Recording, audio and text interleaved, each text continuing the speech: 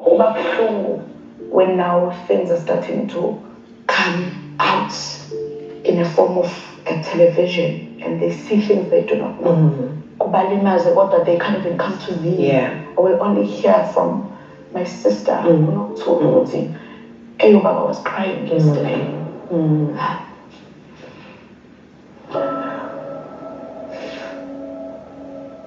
Uma uhlulekile ukuthi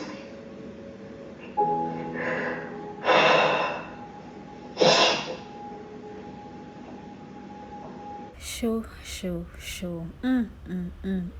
I shame. This episode was really intense. Sanibonani and welcome back to another video. I hope ukuthi niyaphila nonke. Yo sana, I have no words. But guys, I really appreciated the honesty and the vulnerability from Uma Khumalo, from Uma Ngwabe.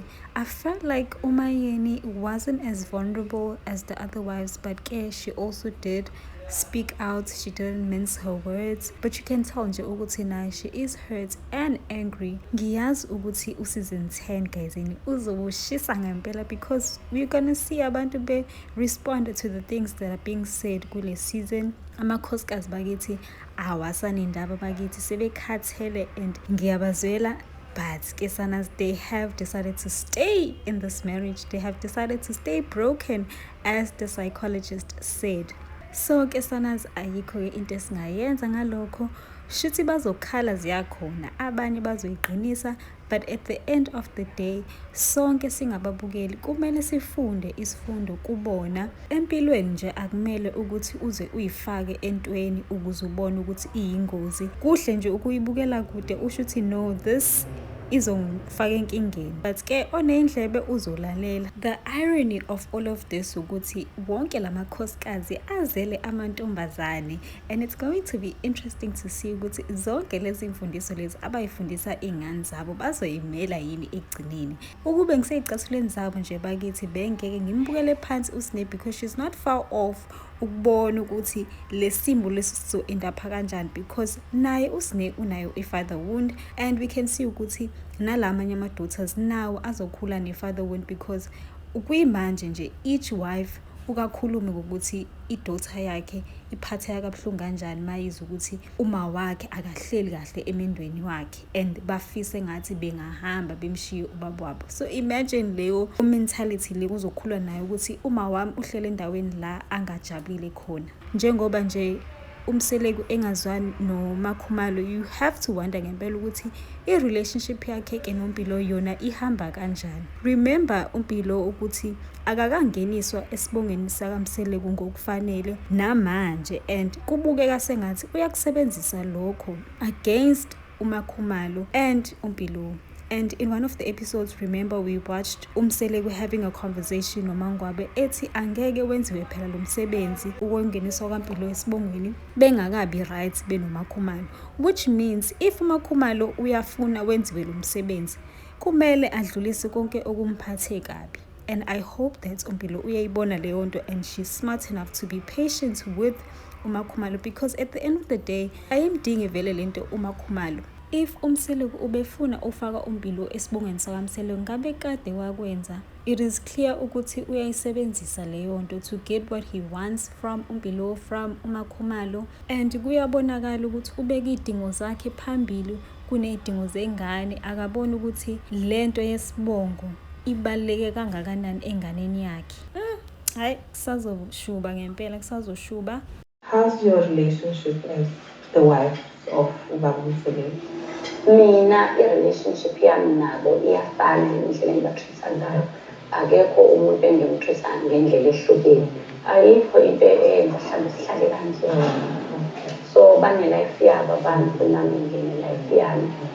Masisegcekeni iy'ngane zikhona, ziyaba kwami, ziyaya lapho ziyaya. Iy'ngane zami-ke ziya yonke indawo. Angikaze ngize ngisey'nganeni zami ungayi kabani.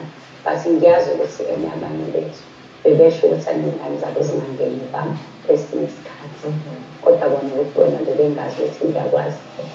And how did you feel about that? Ngoba ngiyabazi ngimdala ngizona ingane, bona bayizingane. Ngiyabazi ngoba ngiyayazi indlela akade ngimtreat-a ngayo ukuthi njani. Hayi, le nto eyenzeka laphayana abantu badelele ngendlela ehlukene, abantu bekubona na-TV abantu bedelele basazoqhubeka naleya behavior yabo.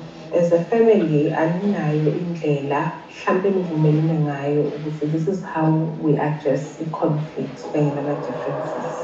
Asinayo sisi ngenxa yokuthi sihlala iminyaka eminingi singazwani. Kodwa siyakwazi ukuphilisana as a family. Ukuthi into eyisicefe kuyona yonke le nto kuye kube nokuxoxa kwefamily. Ngizokwenzela nje isenaro eyenzeka yento yampumelelo. Kukhona ukuthi impumelelo wathi angazi ingane kaMbali kuyisizini edlule. Ngazi ingane kaMbali ayona angazi ukuthi khanda layo kanjani njani khona into yayikhulunywa njalo. Kwaba khona inhlamba over uzenande mumbuka, she has a flat head esiphume akushuthi akanayo incegela. Sasisolwandle sikwe-beach as a-family. Umpumelelo afike uzenande ngathiwa ngenyanga afike agone uzenande abesethi wena uma wakho kusafuna achaze ukuthi le khanda leli elinje ulithathele because le khanda alikho la ekhaya. Kodwa namhlanje Impumelelo utholile ingane noTirelo enekhanda elifana exactly noZenandi. I think into eyayikhuluma ayeyazi ukuthi iyashiwo nje okhona la egcekeni. Uyazi uma ngabe umzali ingane uma inento eyikhulumile uhamba uye kumzali wayo manifamily uyothi nango sibanibani ethi kanje kanje kanje. Kanti mina ngesikhathi yena ingane yakhe ifike lapha kamsebenzi ngiphekile ntombolo nomnyama. Okay, bangene abantwana sengivele ngiyaphaka. Uthena ukhokha singakudla ukudla sikunike wena sizofa. Kodwa mina ngaya kuyena uMbali yabona ngakhuluma naye uMbali ngamtshela ukuthi Mbali ku-wrong ukuthi ingane yakho ngihamba ngikhuluma kanje kanje kanje kanje. Ngaphinde ngambikela futhi naye umseleni ukuthi la sekwenzeka into ekanjena ngase ngiyahamba ngiyangibala ngiyomreportela ukuthi hayi ngoba ngiphatheke kabi uma ngabe kusuka ingane iza la ekhaya iphinde izothi uthena ugogo wakhe. Njengomzali ngi-expect ukuthi nje uma kwenzeka impi uyireport ukuthi hayi bo nangu umnini kanje kanje kanje, then udiscipline ingane kuphela. So like I've just alluded to the fact that one of the things is necessary is that you guys don't have indlela yokuresolve my conflicts.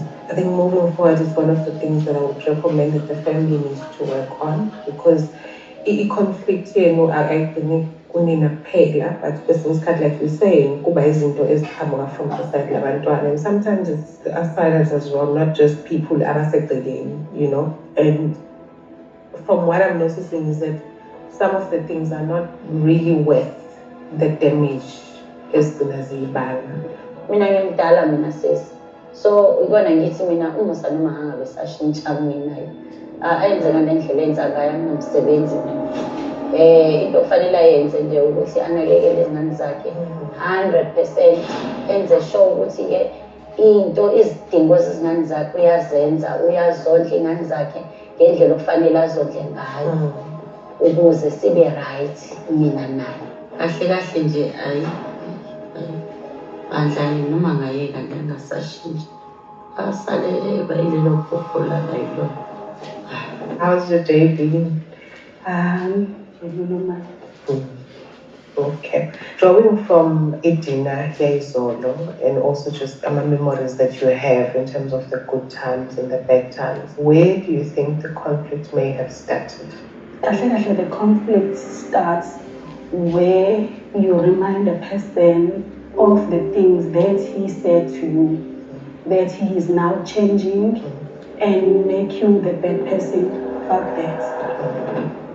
Ngambona as umuntu oyimanipulate, umuntu who's a liar now, umuntu okwazi ukungipainta as a bad person ebantwini so that bezosayida naye. And when I used to keep quiet ngibuke enza izinto because ngangihlonipha ngisayo umyeni wami until ngize ngirealize ukuthi I know this person is taking me for a ride. Ngakwazi ukuzimela. We focus kakhulu ezintweni ezi-negative. Izinto ezi-negative, they tend to overpower izinto ezi-positive a lot of the time. But I would just like for us to reflect on the positive that you've experienced ever since you joined Umndeni WakaMseleku. Firstly, I met OCC that I never had. Okay. I met a brother that I never had. Then I met a family. Ulokho kukodwa kwangenza ngabona ukuthi there is impilo uma kuthiwa usuka kwifamily yakho usuzoqala ifamily with abanye abantu abasha uqala ngokufakwa. Kuphinde kuzoba umthomeni was a loving person in a way yokuthi I didn't even feel ukuthi unabanye omama. The way he was before. He was loving, he was caring. Wayenozwela ekwazi ukulalela umuntu. Mthombeni lwandle duma ngogolosi. Siyabonga uthando sinika lona Mthombeni and luyasithobisa. Uwenza uze wenze na beyond into ekufanele ngabe uyayenza njengomyeni. But lokho kwavele kwashintsha nje. UMosamseleku mina engaba sothandweni naye akuyena lo osekuyena manje. Lo owamanje uyimonster, uzicabangela yena yedwa, uself-centered nje and ngiyadabukisa indlela seyiyona futhi. As uMangwabe, what's been the mental health implication of yonke into eyenzakalile? Mina nginale mechanism angazi singizothi yini. I tend to block him emqondweni yami. Mengabe ngibona ukuthi yabona-ke le izongilimaza kwangempela. It's a coping mechanism yami. Futhi engisizayo mina uma ungibona ngibhesta it's because ngisuke sengifed up. Mawusebenzisa leli gama lokublock, I'm thinking of the very different outcomes that come out of that. And it's one of those things that says it's maladaptive coping mechanism, as in they're not helping the situation, but they are bound to complicate the situation and to complicate my emotions and mental health. Maybe we might not see it now, but in the long run, it's something that I'd love to encourage you to be cautious of. But also as a family as well, we would say, how do you ensure that from time to time you have an outlet and be okay, know that it's okay and also it's safe? I doubt ukuthi singayithatha leyo ndlela as a family collectively because I feel ukuthi ekudeni bendlela kunokuthi kube khona imithi kube khona lokho to pull apart. Kodwa futhi ke njengoba ngiye ngisho ukuthi umninwa so lesithembu uyena futhi ophosa le division. Akafisa ukuthi nizwane wholeheartedly because he knows ukuthi kunabantu akwazi ukuthi get away kubona bengabe izinto. So ukuzwana kwethu akakufuni because he knows ukuthi sizovusana. Lo mdala kukhona uku-affecteka okukhona uma wande into esengiyinotisile nje of late ukuthi uthanda ukuba sesipacini sakhe abe yedwa. What does that look like? Withdraw. Ngingahlala phansi ngakhuluma naye uma wande futhi enye ama-reasons eyenza ukuthi ngicabange kaningi because I saw ukuthi umntana makekho right. One of them was the exercise that we were doing is not, unfortunately we were not able to join the art therapy. Maybe you can encourage the kids to join in that exercise and draw how they're feeling. There's a lot that you can extract from that in terms of babupi and also if zabo zigephi and my fears as well, because we age one of the risks is developing emotional challenges that can last at this point in time. So we want to make sure that sevala leyo gap. Make sure ukuthi ngiyamreassure ukuthi no ngizohlala but then ke usazokhula naye usazobona. What would it take for you to heal and to forgive some of the transgressions such that you guys can start pulling in the same direction again? when it comes to umseleku nje i-hope kade ngayilahla ukuthi siyoke siphinde sibe a loving husband and wife like we used to angikuboni mhlawumbe ngiyonke ukuthi kuyomele kureverse izinto. That sounds like a lot. Yes. And if things are not reversed, Ngiyohlezi ngi-broken. I'll be myself. I'll be with my kids. Mhlawumbe abekhona-ke naye bekhona bengekho futhi akekho. are you choosing to stay broken? For him to be ukuthi abe right, but mina ngithi ngiyobe ngingekho right. Yena uyobe right. Okay. That is why even exolisa ngathi angiboni ukuthi ngizokwazi ukunixolela. Because ngicabanga ukuthi ngi-broken when it comes to yena. Sometimes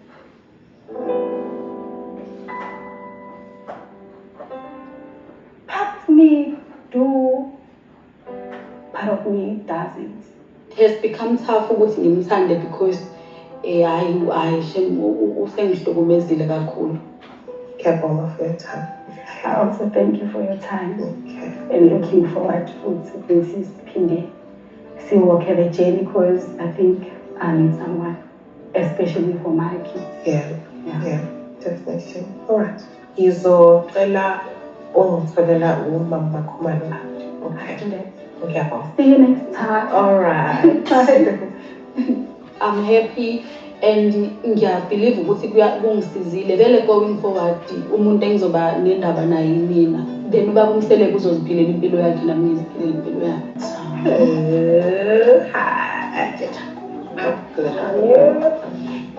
Khathele phela.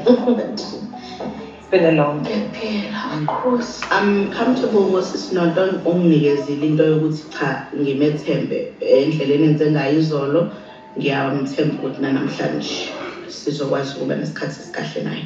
So this is just a check-in following up from last night's dinner. If ungangipha nje just highlights of some of the issues that you would have wanted to still say or ask. Ngicabanga ukuthi mhlambe izinto eziningi kuba ama-disappointments when you are watching the show and seeing how people perceive you. Engigcina ngirealize ukuthi kungazuthi ngihleli nabantu abangazi.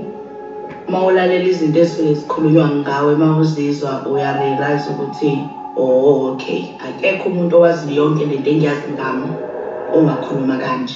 Life here is not about me, but I'm with other people.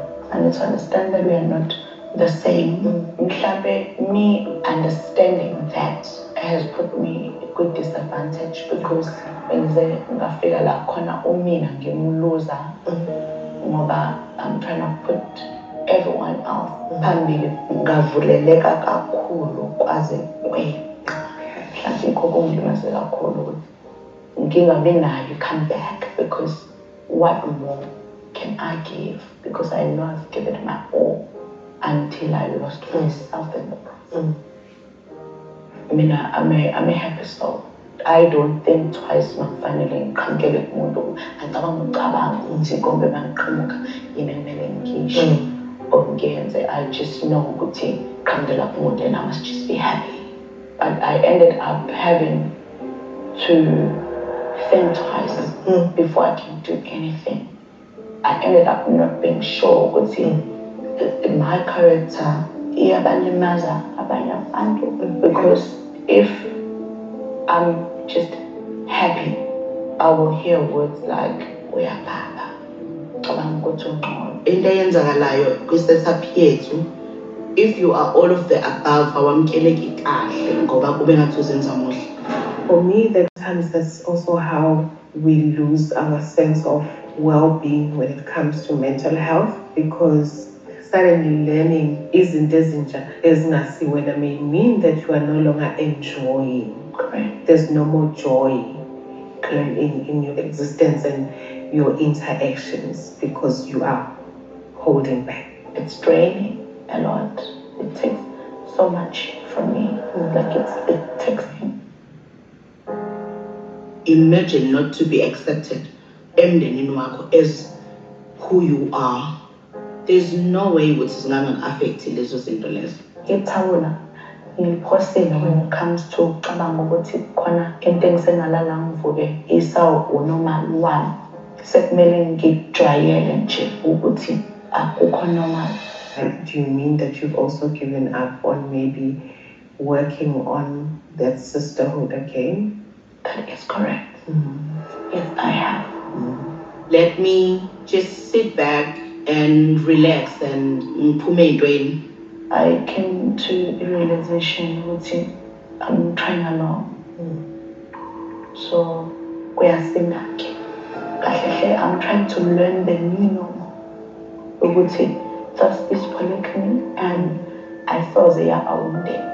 Some of the people basemzini wami abakaze bangibone from the word go as a family based on izinto solokwane kwathi into abazenzile nabashilo ngami. Kukhona izinto engangizamkele mangifika ukuthi ingoba ngiyafika mawufika sometimes abantu basuke bengekho right bese ungafuni ukuzenza zibe personal uzifake ezicathulweni zabantu abasho lezo zinto ukuthi mhlambe nami kube bekuyimi kule position ngabe nami ngenza kanje ngisho kanje ngikutreatha kanje kodwa kufike la khona bese sesiwumndeni khona osokwazi ukuba ndawonye ozwanayo owazanayo ukuthi namakhosikazi la ekhaya uphindi treatment makuza kuwe ihluke kune treatment enikwa amanye amakhosikazi. Maybe I was ignorant because even in the beginning the treatment that was given Umbali coming after me was better than the treatment that was given to me.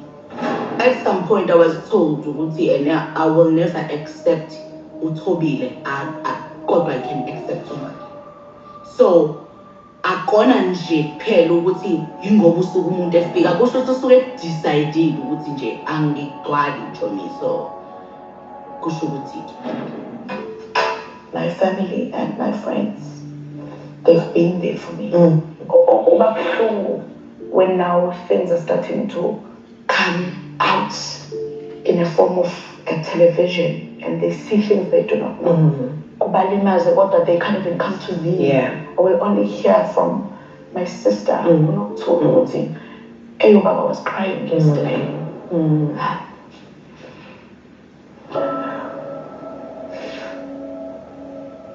Uma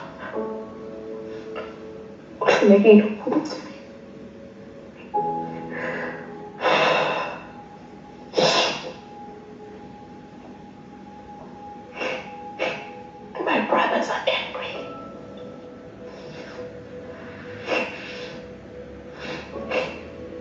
Even in Ghana, my nephews and my nieces, they ended up saying things. Because every time Zola is shown, everyone gets excited. This is the kind of show.